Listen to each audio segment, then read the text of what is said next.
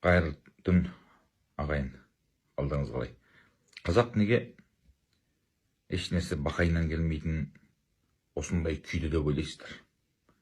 Қазір бәрібір ғой, мысалы қараңыздаршы, өздеріңіздің жандарыңызда жатқан күйеулеріңізге, жанында жүрген достарыңызға бәрібір жер сатылып жатыр ма, кетіп жатыр ма, орысты Қытайды қаптап жатыр, шекараны ашып тастады, бәрібір неге деп ойлайсыздар?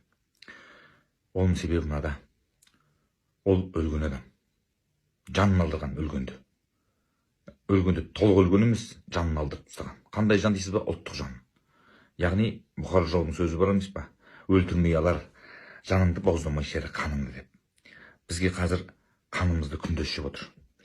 Тәуелсізбіз деп өтірік сандаламыз, бірақ тәуелсіздікті көре алмай отырмыз. Әптен қолымыз қысқа, жете алмай ештеңеге күнде кіжініп отырған жайымыз бар. Ал халық былқ етпейді. Яғни халық қаласа хан астындағы атын сояды деген бар емес па? Соны халық қаламайды. Неге? Өйткені неше жылдан бері, 300 жылдан бері біздің жаңағы бодандығымыз, Орыс империясындағы әлі құлымыз, біз сол бодандықтан арылмағанбыз.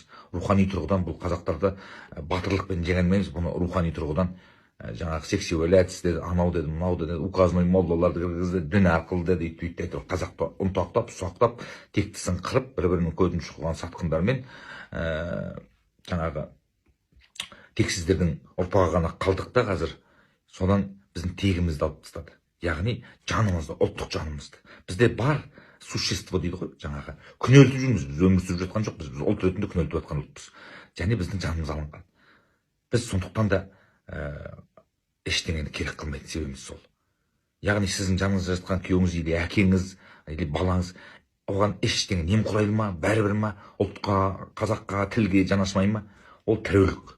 Міне сол жаңа жанрлар тұрған, онда бар намыс. Ана бытовой дейді ғой, тұрмыстық намыс бар. Ананың, ержанның машинасы менікіне көреген крутой, әкімнің, серіктің үйі үлкендеу, анандай киім киіп, бренд деп қыртылдатуға ғана бар. Боққа ғана салып қойған жаны бар да, ұлттық жаны жоқ. Ұлттың намысы келмейді, қарындас үшін тұрмайды, ұлтым демейді, жаңағы жерім демейді, тілім демейді. Өйткені жанын алдырған, марқұм, тірі марқұм. Ондайларды жаңағы тіреулік дейді. Сондықтан сіз өзіңіз айнаға қараңыз да, жауап беріңіз өзіңіз. Сіз кім, қай санатқа жатасыз? Ептеп, елім деп, ұлтым деп шырылдап жүрген азғантай қалған тірілердің қатарында жатасыз ба, әлде боқтан басқа түк ойламайтын тіреуліктің жанында жатасыз ба? Сондықтан тіреуліктің санында жатсаңыз, сізде ұлт туды деген, тірі ұлт тудым деп ойлаған ата-анаңыз. Тіріліңіз, елім деңіз, ұлтым деңіз. Өйтпесеңіз, сол шын өлікке айналғанша тіреулік сізден ешқандай пайда жоқ. Тек қана зиян. Өйткені сіз бостан босқа бір адамның санын алып тұрсыз. Қазақта бәленбай бар деп ауыз толтырамыз. Ал тіреуліктерін алып тұрсақ, біз бір-ақ уыспыз. Бір-ақ уыс қана қалдық. Сондықтан да тірілейік ағайын.